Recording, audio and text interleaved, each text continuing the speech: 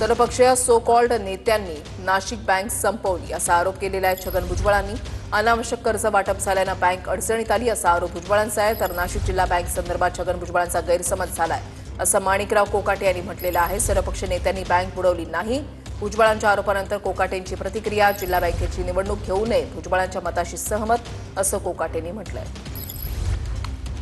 नाशिक जिल्ह्याची ही जी बँक जी आहे हे एकेकाळी महाराष्ट्रातली नव्हे हिंदुस्थानमधली दुसऱ्या क्रमांकाची बँक होती आणि एवढा मोठा प्लॅन होता शेतकऱ्यांच्या कर्जाचा, देशामध्ये दुसरा क्रमांक।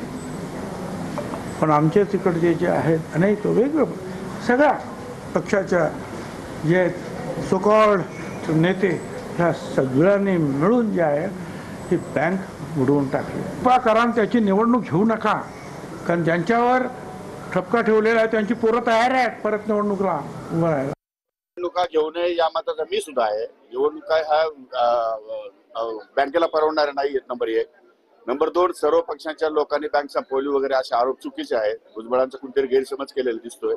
असं काही झालेलं नाही। कुठल्याही राजकीय पुढाऱ्याकडे बँकेचं कर्ज येणं नाही, बँक त्यांनी बुडवली असं म्हणता येणार नाही। काही गोष्टीमध्ये चुकीचे निर्णय किंवा अनावश्यक या ठिकाणी कर्ज वाटप या ठिकाणी झालेलं आहे।